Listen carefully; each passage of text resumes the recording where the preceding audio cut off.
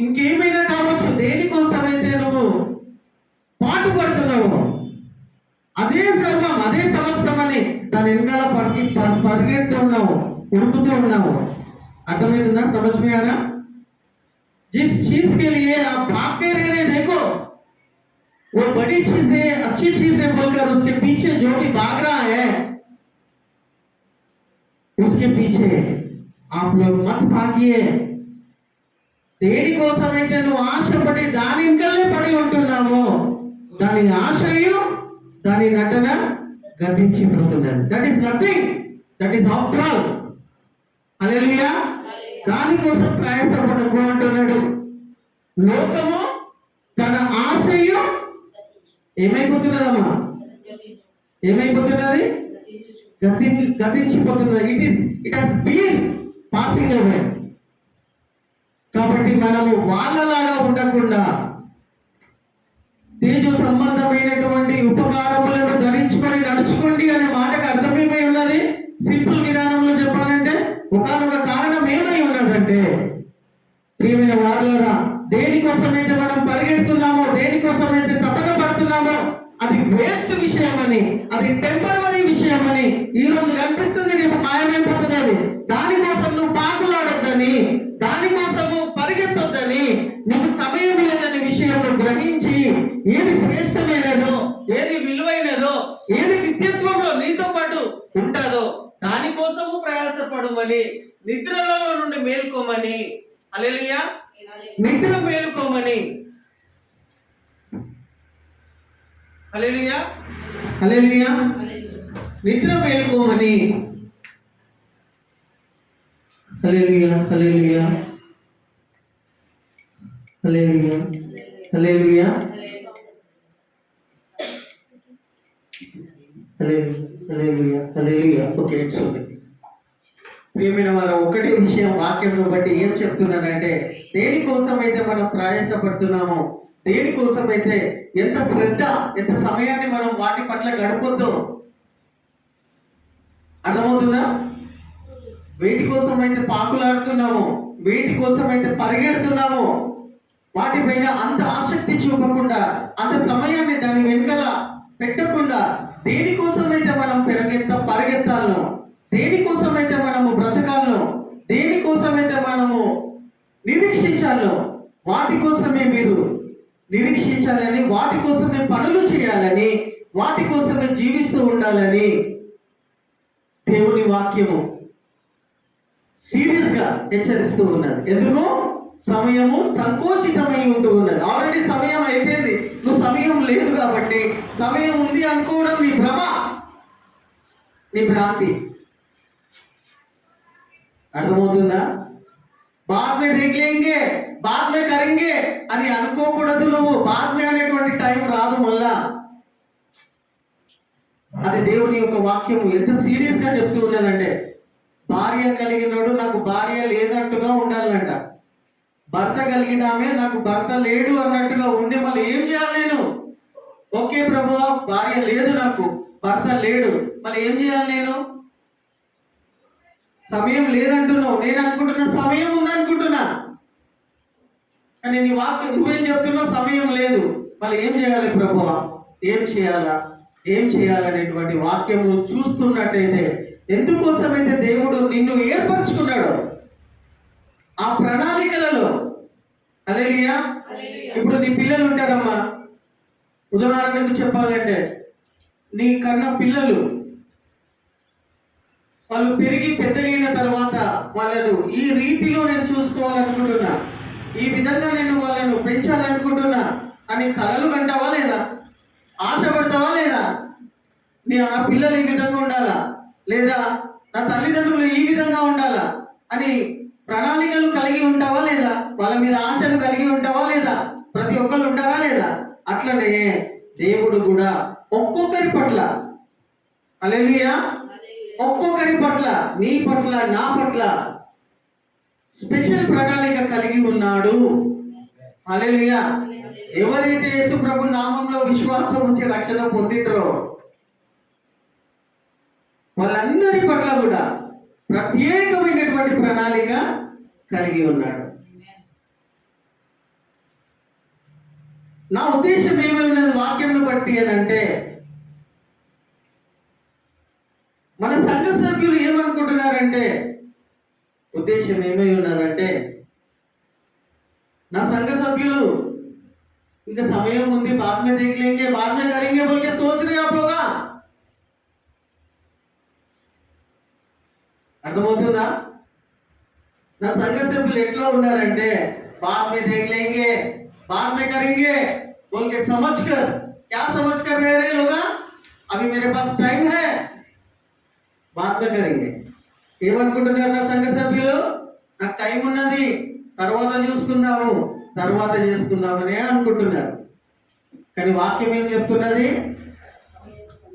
సంకుచితమై ఉన్నది. కాబట్టి ఏం చెప్పాలని కోరుతున్న వాక్యంను బట్టి నేను ప్రయత్నం చేస్తున్నానంటే, why God has chosen you, దేవుడు నేను ఎందుకు ఏర్పాటు చేసుకున్నాడు? प्रभु जी कई के लिए आपको चुने से हुए, वो काम में आप लोग है नहीं है, ये जानना बहुत जरूरी है। हालेलुया। कई को चुने से हुए मेरे को प्रभु जी टाइम पास के लिए, कई को चुने से हुए, कई को क्रूस पे अपना खून बहाए से हुए, एक काम के लिए, एक काम के लिए हर एक को चुने से हुए, हर एक को एक काम के लिए लगाई से है, लेकिन वो काम में मैं हूं नहीं हूं जानना बहुत बहुत जरूरी है। ఎందుకు మరలా మరలా పదే పదే చెప్తున్నానంటే, ఆ ప్రణాళికలలో మనం ఉండకపోతే మనం ఏ పనులు చేసుకుంటూ తిరిగినా, ఏ పనులు చేసినా దాని ప్రతిఫలము మనం ఈ భూమి మీదనే అనుభవించవచ్చును, కానీ దేవుని చిత్తమును నెరవేర్చిన వాళ్ళముగా ఉండము. ఒక సేవకుడు చెప్తాడు, ఏమని చెప్తాడు తెలుసా? Time is very short and eternal life is very long. Eternal అర్థమవుతుందా? సమయము తక్కువగా ఉన్నది, కానీ నిత్యత్వం అనేది నిత్యం జీవిస్తాం. అది చాలా అన్లిమిటెడ్గా, అంటే దానికి అంతు లేదు. నిత్యత్వంలో అంతము అనేది లేదు. కాబట్టి ఆ నిత్యత్వంలో వెళ్ళినప్పుడు మన ఎంబడి ఏమొస్తాయి తెలుసా? ఆ నిత్యత్వం అనేది శాశ్వతమైనది, ఎప్పటికీ అట్లా ఉండాల్సిందే. మనం దేవునితో పాటు, దేవునితో పాటు ఎప్పటికీ ఎల్లకాలము దేవునితో పాటు ఉండాల్సిందే. ఆ ఉండాల్సినటువంటి సమయాలలో, అర్థమవుతుందా? ఆ ఉంటున్నటువంటి సమయాలలో నీకు నాకు ఏమేమి గుర్తుకొస్తాయి తెలుసా? అరే, నేను భూమి మీద ఉన్నప్పుడు ఈ పని చేసి పెడితే ఇంకా ఆనందం నాకు కలిగేది కదా. ఈ భూమి మీద ఉన్నప్పుడు నేను సమయాన్ని సద్వినియోగం చేసుకొని ఉంటే, ఇంకా శ్రేష్టమైన విధానాలలో నేను చేసి ఉంటే బాగుండేది కదా. ఇది చేయకుండా, ఇది గ్రహించకుండా, ఇది ఆలోచించకుండా మన జీవితకాలం అంతా నేను దేని వెనకాల పరిగెట్టినాను, నేను దేని వెనకాల తిరిగినాను, దేని నమ్ముకుండా కూర్చున్నాను అని ఆలోచన అప్పుడు వస్తే అవి శాశ్వతంగా అట్లనే ఆలోచించుకుంటూ పోతారు. అర్థమవుతుందా? లేదు, నేను దేవుని కోసం కొంచెమైనా చేసినాను అనేటువంటి విషయము, కొంచెమైనా చేసినాను అనేటువంటి తృప్తి నీకు ఎప్పుడు కలుగుతుందంటే, ఈ భూమి మీద దేవుడు నీకు ఇచ్చినటువంటి పనులను, నేను ఏర్పరచుకున్న విధానాలలో నిజంగా నువ్వు చేసి ఉంటే, ఆ నిత్యత్వంలో నువ్వు నేను కూడా నిత్యము ఆనందిస్తూ సంతోషిస్తూనే, అది నిత్యత్వం, ఇటర్నల్ అన్నమాట. ఎప్పటికీ ఉంటుంది అది, ఎప్పటికీ. ఒక ఛాన్స్ ఈ ప్రభావం కిందికి పోయేసి వస్తారనడానికి వీలు లేదా, టైం ఉండదు. అప్పుడు నాకు ఇప్పుడు అర్థమవుతుంది, ప్రభా నీ మహిమ, నీ గ్లోరీ, ఈ మహిమ, ఇంత గొప్పతనము, ఇంత గొప్ప రక్షణ నాకు ఇచ్చి ఇక్కడ ఉంచినావు ప్రభా. నిత్యము నేను నీతో పాటే ఉండి ఆనందిస్తూ ఉండాల. కానీ ఆనందించడానికి నేనేమైనా చేసి ఉన్నానా? హల్లెలూయా. శ్రేష్టమైనది ఏమైనా చేసి ఉన్నానా అనేది నీకు ఆలోచన వస్తుంది.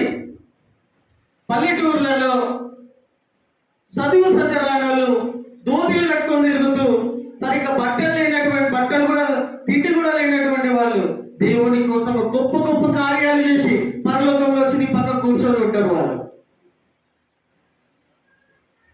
చదువు సందరాని వాళ్ళు, ఏం తెలియని వాళ్ళు విశ్వాసముతో ప్రభువు కోసం నేను నా జీవితాన్ని అర్పించుకోవాలా, ప్రభువు కోసం నేను ఈ పని చేయాలా అని అని పనిగా చేసినటువంటి వాళ్ళు అక్కడ వచ్చి కూర్చొని నిత్యము ప్రభుతో కలిసి ఆయనను ఆరాధిస్తూ సంతోషిస్తూ ఆనందిస్తూనే ఉంటారు.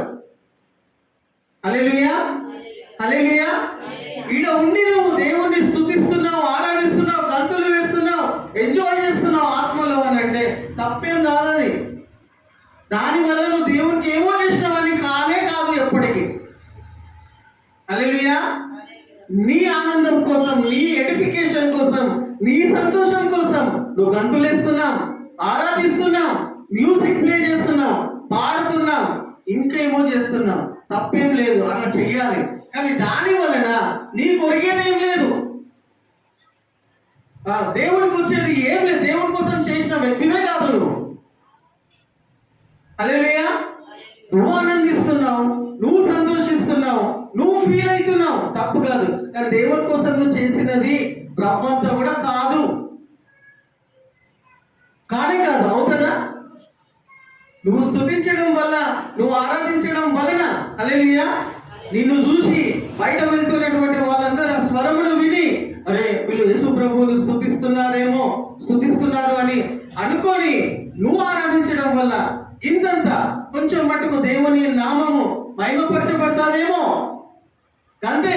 కానీ దేవుని కోసము శ్రేష్టమైనటువంటి పనులు చేసినటువంటి వ్యక్తులు కాదు. అవుతామా? మన దేవుని కోసము శ్రేష్టమైన పనులు చేస్తేనే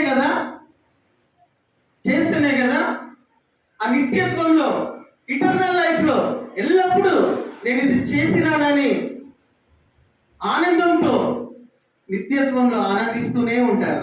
హల్లెలూయా. ఆనందిస్తూనే ఉంటాను. अनंत काल के लिए अनंत काल में आप कभी भी आनंद भरित रहते ही रहते आप लोग। अनंत काल तक आनंद जीवन जीना बोले तो इस जमीन में है, जब इस भू पृथ्वी में है, जब प्रभु जी के लिए बहुत बड़ा काम करना बहुत जरूरी है। హల్లెలూయా. ప్రభు కోసం గొప్ప కార్యాలు చేయడం అవసరము. హల్లెలూయా. కాబట్టి ప్రియమైన వాళ్ళారా, యేసు ప్రభుల వారు ఒక చోట చెప్తారు. ఏమని చెప్తారు? పరిసయ్యుల నీతి కంటేను, శాస్త్రుల నీతి కంటేను నీ క్రియలు అధికమైతేనే తప్ప పరలోక రాజ్యంలో ప్రవేశం లేదు అంటాడు. చెప్తాడు. ఒకసారి తీస్తారా వాక్యము? హల్లెలూయా. తీయండి.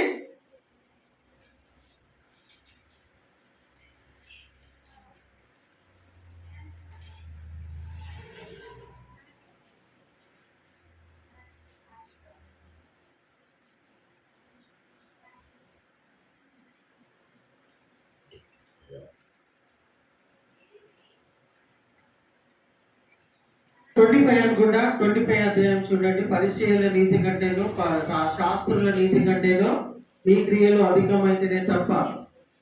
చదవండి.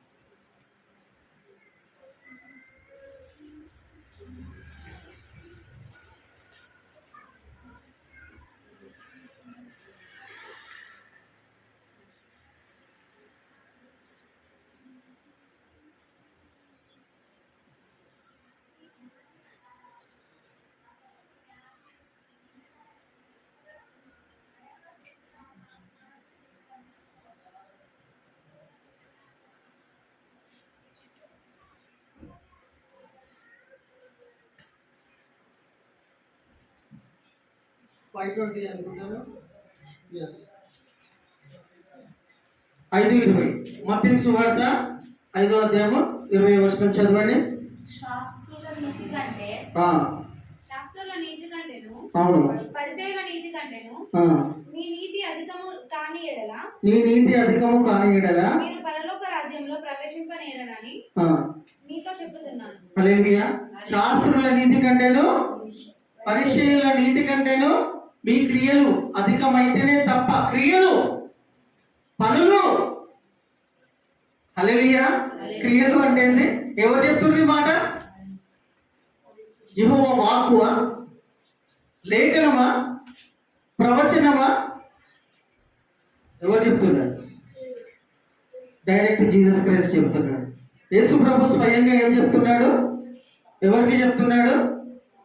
పరిసయ్యుల నీతి కంటేను శాస్త్రుల నీతి కంటేను. అంటే మనం వీళ్ళిద్దరు ఎవరో ఒకసారి వాక్యంలో తెలుసుకుందాం. పరిసయ్యులు అంటే ఏంటి? శాస్త్రులు. పరిసయ్యులు అంటే ధర్మశాస్త్రం తెలిసినటువంటి వాళ్ళు, ట్రెడిషన్ అంటే ఆచారాలను పాటిస్తున్నటువంటి వాళ్ళు. మరియు శాస్త్రులు అంటే పండితులు, వేద పండితులు, ధర్మశాస్త్రం మొత్తం వాళ్ళని ఇట్లా ముట్టుకుంటే ధర్మశాస్త్రమే నోట్లోకి వెళ్ళబడుతుంది, బయట పడుతుంది వాళ్ళకి. హల్లెలూయా. వాళ్ళకి టచ్ చేస్తే వాక్యాలే వాళ్ళ నోట్ల నుండి బయటపడతాయి, దేవుడిచ్చిన వాక్యాలే బయటపడతాయి. వీళ్ళని ఏమంటారు? పరిసయ్యులు, శాస్త్రులు. అంటే బైబిల్ మొత్తం ఏమంటారు? ధ్యానించినటువంటి వాళ్ళు. అంటే పెద్ద బిషప్లు అనుకుందాం, పెద్ద పరిచారం, పెద్ద పాస్టర్లు అనుకుందాం. అర్థమవుతుందా? వాళ్ళ నీతి కంటే, వాస్తవంగా చెప్పాలంటే వాళ్ళను చూస్తే, ఇప్పుడు ఉన్నటువంటి తరుణంలో పరిసయ్యులను చూస్తే, శాస్త్రులను చూస్తే, నిజంగా మనం చూస్తే నిలువున వాళ్ళకి దండేసి దండం పెట్టాలనిపిస్తుంది. వాళ్ళని చూస్తే దండేసి దండం పెట్టాలనిపిస్తారు. అబ్బా ఎంతో పరిశుద్ధంగా ఉన్నాడు, తెల్లటి బట్టలు, ఎంత బాగున్నాడు. ముఖం చూస్తే కూడా ప్రేమ కారి పోతా ఉంటది వాళ్ళ ముఖంలో నుండి, మాట్లాడకముందే. వాళ్ళు ఉన్నారు, వాళ్ళు నిజంగా వాళ్ళు అట్లా రియాలిటీగా చూస్తే వాళ్ళు అట్లా ఉన్నారు. అంటే శాస్త్రులు, పరిచయులు అంత గొప్ప వాళ్ళు. కానీ వాళ్ళ నీతి కంటే మన నీతి, వాళ్ళ నీతి కంటే మన నీతి అని అంటే వాళ్ళు ఎన్నో నీతికరమైనటువంటి పనులు చేసిండ్రు నిజంగానే. కాబట్టి యేసుప్రభు చెప్తున్నాడు, వాళ్ళ నీతి కంటే, వీళ్ళ నీతి కంటే నీ నీతి, పరిచయుల నీతి కంటే, శాస్త్రుల నీతి కంటే నీ నీతి అధికం కావాలా. వాళ్ళకంటే ఎక్కువ మంచి పనులు, నీతి క్రియలు చేయాలి. చేస్తేనే అని ఉంది అక్కడ. ఏమనుంది అదమ్మా? చేస్తేనే తప్ప పరలోక రాజ్యములో ప్రవేశం లేదంట. మళ్ళీ ఎట్లా? వాళ్ళ నీతి కంటే, వీళ్ళ నీతి కంటే నీ క్రియలు అధికముగా చేస్తేనే తప్ప నీకు పరలోక రాజ్యములో ప్రవేశం లేదు. క్రియలు చేయాలంట, పనులు. హల్లెలూయా. పనులు అంటే నడుమొచ్చి పనులు చేసేటి, ఇండ్లలో కూర్చొని దుప్పట్లు కప్పుకొని సంవత్సరాల కొలది అయిపోయింది అంటుంది వాక్యము. बाद में देख लेंगे, बाद में देखेंगे, बाद में करने का बोलने का काम समय चले गया. अभी जो समय है, ఏదైతే సమయం ఉందో ఇప్పుడు క్రియలలో చూపియాల. పనులు చేస్తేనే తప్ప, హల్లెలూయా, పనులు చేస్తేనే తప్ప పరలోక రాజ్యంలో ప్రవేశం లేదు. నవ్వుతున్నారు మీరు 5 మంది? మీరు 5 మంది ఎందుకు నవ్వుతున్నారు? Don't disturb the congregation. మీకు నవ్వాలనుకుంటే బయటికి వెళ్ళి రోడ్ల మీద పొరుక్కుంటూ నవ్వండి, మిమ్మల్ని ఎవరు కూడా డిస్టర్బ్ చేయరు. అంత గొప్పగా నవ్వండి, కానీ ఈ ప్రజెన్స్ని డిస్టర్బ్ చేయకండి. ఏమైనా నవ్వాల్సిన విషయం ఉందా చెప్పు, నేను కూడా నవ్వుతాను మీతో పాటు. చెప్పండి, ఏమైనా ఉందా? మళ్ళీ ఇక్కడ ఇప్పటిదాకా మనం వాక్యం ఏం చూసినాం? దేవుని రాజ్యంలో ప్రవేశించాలంటే, to enter in to the kingdom of God, प्रभु जी के क्या बोलते हैं, स्वर्ग में प्रवेश होना बोले तो क्या करना कहते हैं? अच्छे कामों से बहुत अच्छे काम करे तो ही उसके अंदर ఎంటర్ होने का प्रवेश అవుతుంది. నీతో ఎట్లా మనం ఈ వాక్యాన్ని ఎట్లా అర్థం చేసుకుందాం? యేసు ప్రభు చెప్పిండు స్వయంగా, దీన్ని దాటేసి మనం పరలోక రాజ్యానికి వెళ్ళగలుగుతామా? ఆ మాటను దాటేయగలుగుతామా? ఎట్లమ్మా? ఇప్పటి వరకు మనం ఏమైనా చేసుకుంటూ వచ్చినామా? अभी तक कुछ भी कामा करते हुए आए प्रभु जी के लिए, छोटे छोटे कामा या बड़े बड़े कामा చేసినామా? చేసినామా లేదా? సమయము సంకోచితముగా ఉన్నది కాబట్టి పరలోక రాజ్యంలో నువ్వు ప్రవేశించాలి అని అంటే, నేను ప్రవేశించాలంటే దేవుని కోసం గొప్ప కార్యాలు, వాళ్ళ వీళ్ళ కార్యాల కంటే నీ కార్యాలు వాళ్ళకంటే గొప్పగా చేస్తేనే తప్ప ప్రవేశం లేదని యేసు ప్రభువే స్వయంగా నిశ్చయంగా నీతో చెప్పుచున్నాను అంటున్నాడు. మళ్ళీ ఇప్పటి వరకు మనం దేవుని కోసం ఏమైనా పనులు చేసినామా? ప్రియమైన వారులారా, ఒక్కసారి వాక్యంను చూసుకొని మనము వాక్యం అనేటువంటి వెలుగుని తీసుకొని ఇక మీదటనైనా సమయం, నాకు ఉన్న సమయాన్ని నేను సద్వినియోగం చేసుకుంటా, సమయాన్ని నేను కరెక్ట్ గా అవగాహన తెచ్చుకొని ఆ పనులు చేసుకుంటూ వెళ్తాననేటువంటి తీర్మానం తీసుకుంటే, దేవుడు మీ తీర్మానములను చూసి అది యథార్థమైన విధముగా ఉంటేనే తప్ప, అది కూడా ఉన్నది మళ్ళీ. ప్రియమైన వారులారా, అక్కడ వాక్యంలో ఏమేమి రాయబడి ఉన్నదంటే, రెండో విషయం ఏం చెప్తున్నా మీకంటే, మొదటి విషయం ఏమై ఉన్నది? సమయము సంకోచితంగా ఉన్నది కాబట్టి మీరు అనుకోకండి నాకు టైం ఉన్నది తర్వాత చూసుకుంటా అనేటువంటి దినాలు గడిచిపోయినాయి. ఈ రోజు నుండైనా ఉన్న సమయాన్ని నేను సద్వినియోగం చేసుకుంటానని నిర్ణయం తీసుకొని, వాళ్ళకంటే వీళ్ళకంటే నా పనులు దేవుని కోసం గొప్పగా నేను చేస్తాను అని తీసుకోవాలి తీర్మానం. హల్లెలూయా. తీసుకున్న వాళ్ళకే, చేసిన వాళ్ళకే పరలోక రాజ్యంలో ప్రవేశం ఉంది. యేసు ప్రభువుని నమ్ముకుంటే, రక్షణ పొందుకునేటువంటి వాళ్ళు అవుతున్నారు. కానీ ఆ రక్షణ పరిపూర్ణం ఎప్పుడైతే తెలుసా? నీ ఆత్మ రక్షించబడ్డాది, కానీ నీ రక్షణ పరిపూర్ణం కావాలా? పరిపూర్ణం అంటే, ఇప్పటి వరకు లోకంలో ఎంతమంది అయితే క్రైస్తవులు రక్షణ పొందుకొని ఉన్నారో, మనమందరం రక్షణ పొందుకొని ఉన్నామో, మన రక్షణ పరిపూర్ణం కాలేదు. తెలుసా మీకు ఈ విషయం? మన రక్షణ పరిపూర్ణం ఎప్పుడైతుందంటే, ఎప్పుడైతే యేసు ప్రభు భూమి మీదకి వచ్చి, అప్పటి వరకు మనం ఉన్నా లేకున్నా ప్రభు తన వాగ్దానం చొప్పున మనల్ని ఏర్పరచుకున్నాడు. కాబట్టి యేసు ప్రభు వచ్చిన తర్వాత మనల్ని తీసుకెళ్లి తన రాజ్యంలో చేర్చుకున్న తర్వాతనే మన రక్షణ పరిపూర్ణమైంది. తెలుసా? అదే వాక్యం చదవండి, రోమియన్స్ 13:11 అది ఉన్నది కదా. మన రక్షణ ఇప్పటికీ పరిపూర్ణం కాలేదు. అదేనా వాక్యం చూడండి, మన రక్షణ పరిపూర్ణం ఇప్పటి వరకు కాలేదు.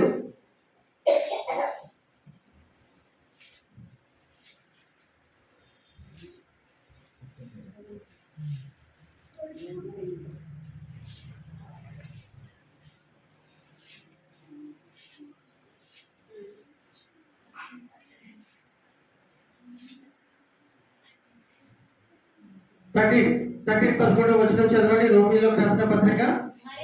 మరియు మీరు కాలమును ఎరిగి నిద్ర మేలుకొని కింది వచనం మేలైనదని ఇప్పుడు రక్షణ మనకు మరి సమీపంగా ఉన్నది.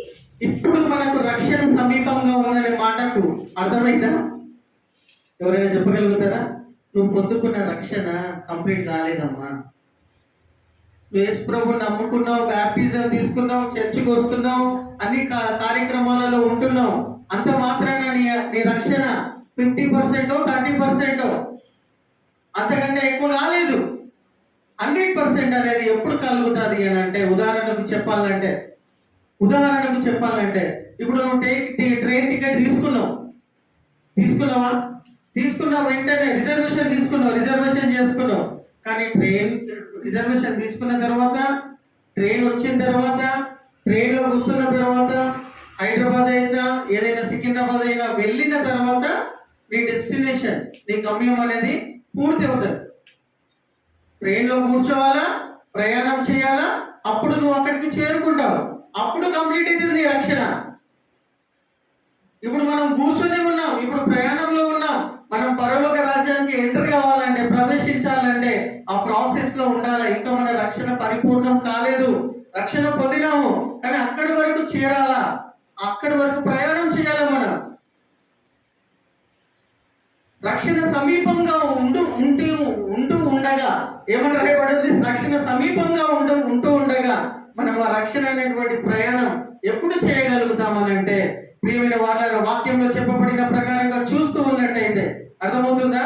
వాక్యంలో చెప్పబడిన ప్రకారంగా చూస్తూ ఉన్నట్టయితే సమయము సంకోచితంగా ఉన్నది కాబట్టి మనము సమయము మందిరము కోసము, పరిచర్య కోసము, దేవుని కోసం శ్రేష్టమైన పనులు ఎప్పుడు చేయగలుగుతామనే ఆలోచన కలిగి ఉంటూ ఉన్నట్టయితే దేవుడు తప్పకుండా కూడా మనలను అందులోనికి నడిపిస్తాడు.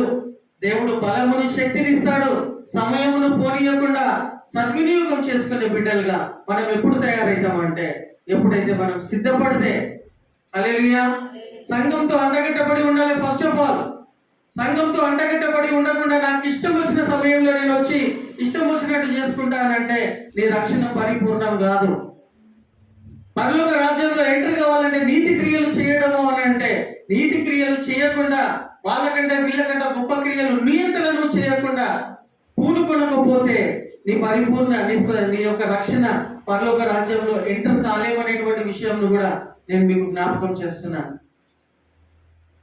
వాక్యంను బట్టి.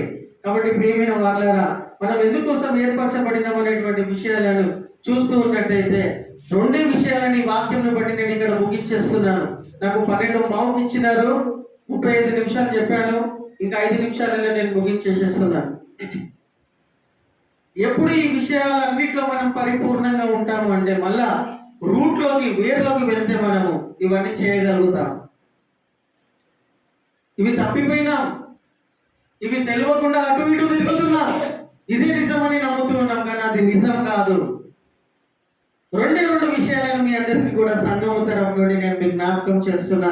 ఏంటంటే మొదటిది ఏమై ఉన్నదంటే, నువ్వు సంఘముతో ఖచ్చితంగా ఒక్క సంఘంతో అంటగట్టబడి ఉండు. నీకు దేవుడిచ్చినటువంటి మందిరానికి నువ్వు అంటగట్టబడి ఉండు.